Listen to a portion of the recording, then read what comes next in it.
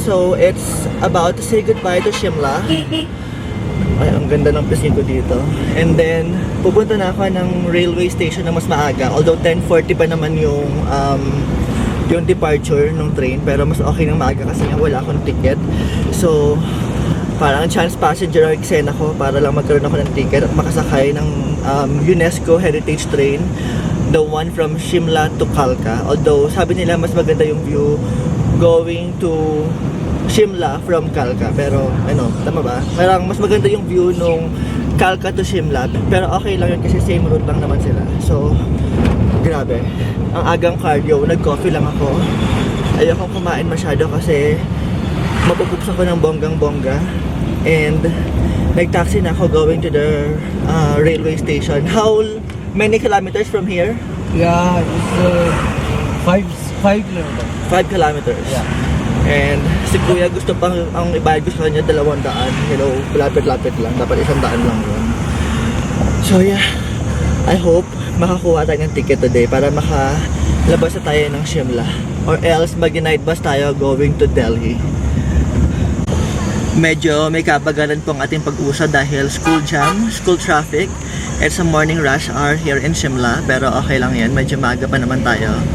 It's only 8 o'clock and yung alis naman ng train is 10:40. So may time pa tayong magpahinog kung saan man doon. Pero sige, kakain pa rin ako pero siguro very light lang. Grabe dito. Ang ganda talaga sa Shimla. We are like buzzer beater. So I arrive in the station like mga 8:12. May train na pa-depart ng 8:15. So same train with the 10:40 pero unreserved seat kaya kinuha ko na kasi sayang. I only paid 25 rupee compared sa 400 something rupee pag first class na reserve. Pero ito, so far, so good. I think this is the yeah, but the first class is this one. The Himalayan something. Pero it's pretty much the same. Mas old lang tong train na to. This is the one that will depart 10:40. Pero ang tagal na pa. Ang tagal ko maghihintay so matagal na po.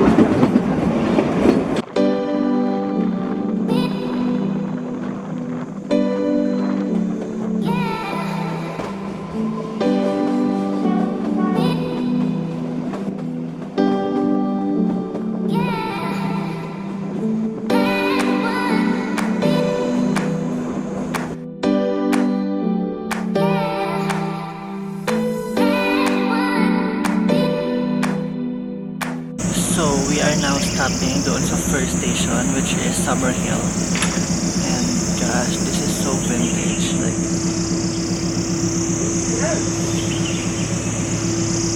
this is a 100-year-old train, guys. It's one of the UNESCO World Heritage Site. So it's a one-of-a-kind experience. Look how steep it is. Like, bangit level na.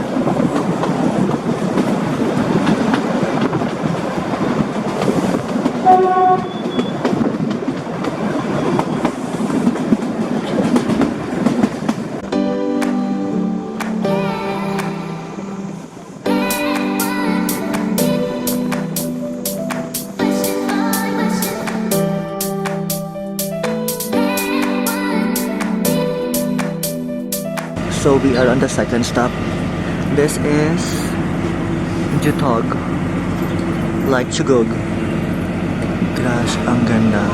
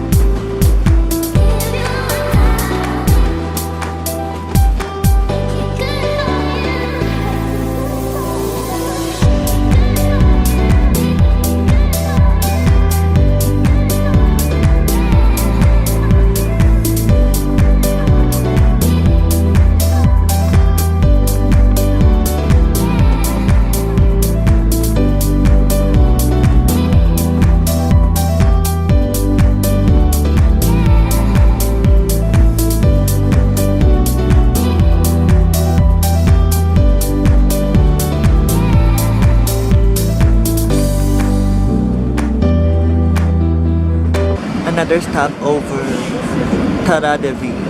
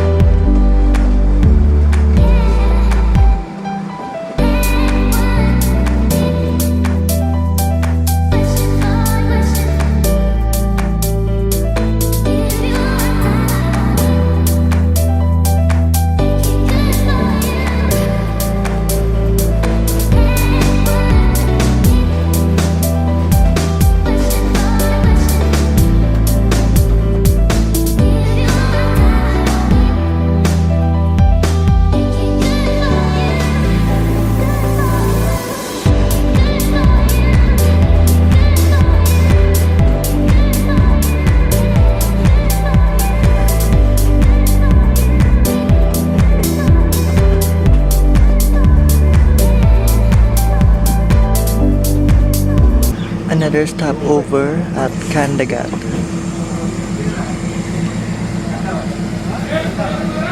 Sipping my first chai in India. Sarap.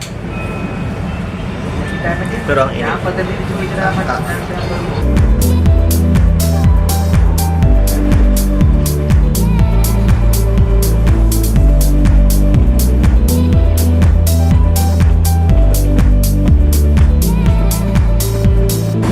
Next stop, Salogra.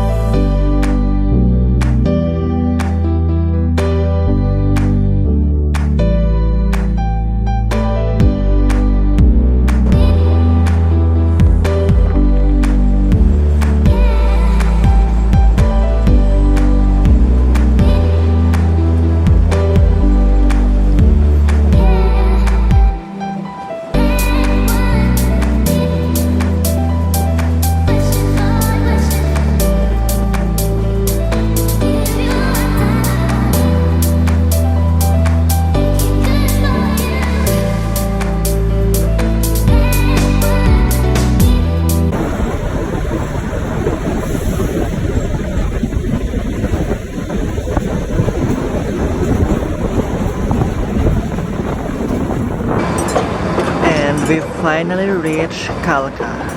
So we left Shimla around 8:15. It's already 3 o'clock. So it's almost 8 hours of train travel.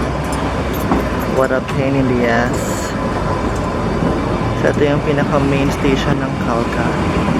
I hope there's a train ride going to Delhi or in Agra.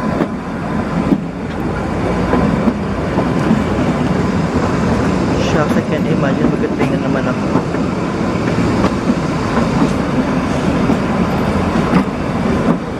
So now I need to find my way to Delhi. I need to get a ticket going to Delhi pero wala akong makita. Puro mga waiting area to ng mga next train. Oh my gosh. I'm so stuck here in Kalka. Like, stuck. Charot. Hindi, makakakita tayo na. Oh, there's refreshment room. Mukhang bongga doon.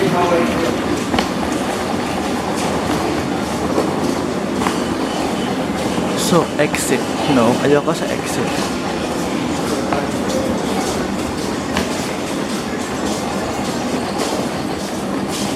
So, this day is all about train here in India. I got my ticket. This is the first class going to New Delhi from Shimla, or from Kalka. So, I have to stay one night in New Delhi because, yeah. So I have to stay one night in New Delhi and by tomorrow I need to travel going to Agra. Grabe. So I'm here sa isang parang local restaurant nila waiting for my food kasi hindi pa ako kumakain. And ang in-order ko lang is omelette and water kasi yun lang yung familiar sa akin dito sa lugar natin. So this is my ticket looks like. It says from Kalka to New Delhi. I paid 675 rupee. Ang sabi ko sa kanya is first class pero hindi ko alam kung anong nakalagay. And yeah, hindi ko alam kung anong platform number. So hahanapin ko pa to. So this is the food that I ordered. So basic. And yung ketchup nila nakakaloka. Hindi ko kinaya yung ketchup. But yeah, that's life. Yung railway system nila or yung railway area nila, merong parang lounge. So merong second class waiting room, merong executive lounge, taray, di ba? Merong upper class waiting room. So parang merong kang airline lounge dito habang nag-wait ka ng train mo. Yung executive lounge may bayad na 20 rupees per hour. Pwede na. Pero hindi ko alam bakit hindi ako pinapasok. Naka first class naman ako. Ewan ko lang. Pero I think the train is already there. Check natin kung pwede na ako makasakay at makaupo sa air condition na upuan. So, I was told na platform number 3 ako. I think ito yon pero paano ko malalaman kung saan ako nakaupo?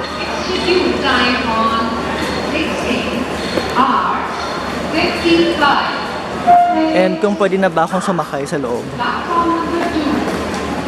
So, this is my coach. Tinuruan ako ni Kuya. So, it says C5 and then seat number 33. So, ito, nakalagay doon. Kita ba? Nakalagay somewhere sa screen na yan na 12012 C5 and then, yeah, seat number 33. So, I have to wait for na mag-board. So, I bought this 7-Up with masala soda. Napakapangit ng lasa. Hindi masarap. Sayang. So, this is what the coach looks like for the Indian Railway. Supposedly, doon ako nakaupo sa number 33 pero nakipag-change sila. So, I'm now sitting at this aisle, 30 to 32. Yeah, so may pa water. May pa table. Parang sa plane. And, yeah. More space for legroom. So, this is the bathroom situation for the couch seat ng train ng India. So, there's a western type na there. So, may western type seat and then you have this na yung pantakip doon sa upuan mo. Tapos, you have your water. Yeah. Grabe naman sa lakas. Then, you have your mirror. Here. My gosh. Grabe. Fresh ka pa ba? Tapos, you have your, ano to? Siguro soap dispenser yan. So, very basic CR. Like, okay. Let's see dun sa kabilang side. I think yung sa kabila is squatty. So, yung isang part naman ng CR, so dalawa siya. Isang western type, merong isang squatty type. So, hindi ako marunong gumamit nito. Hindi ako sanay. So, meron kang parang tabo dyan.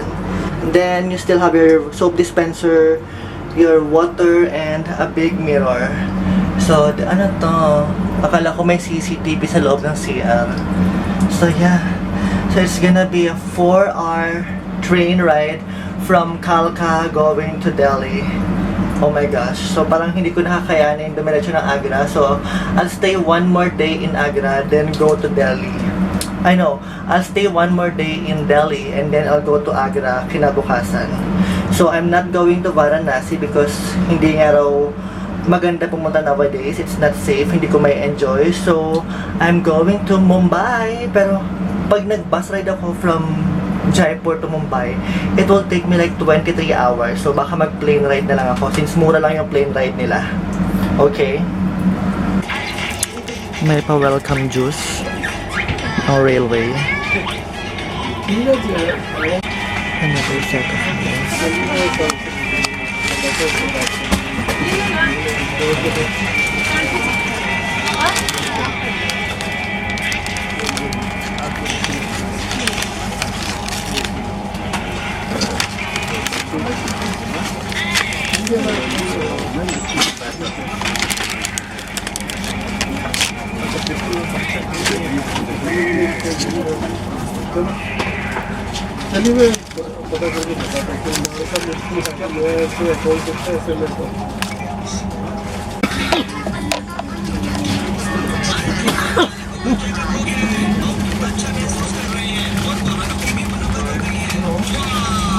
Diet.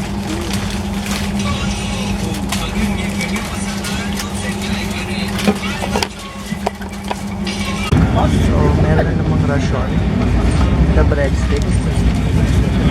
Ewan ko kung para sa with butter. Baka meron pang ihahabol na food after this. Let's wait.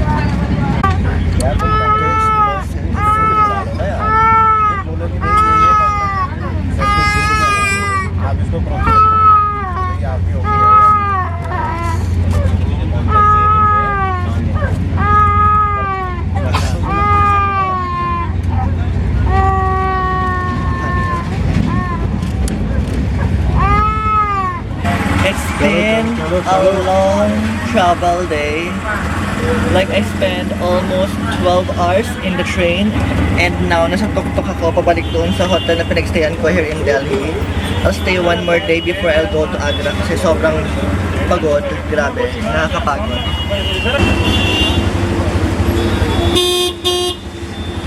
Nakakatakot pa kanina yung mga ibang tuk-tuk driver. Hinarang yung tuk-tuk driver na pinara ko. Kasi daw, bakit hindi pumila si Kuya? Eh doon sa pila, ang mahal-mahal ng singil, 100 rupee. Eh, sobrang lapit lang. Dapat 40 rupee lang. Kakaloka. Grabe dito. Yeah.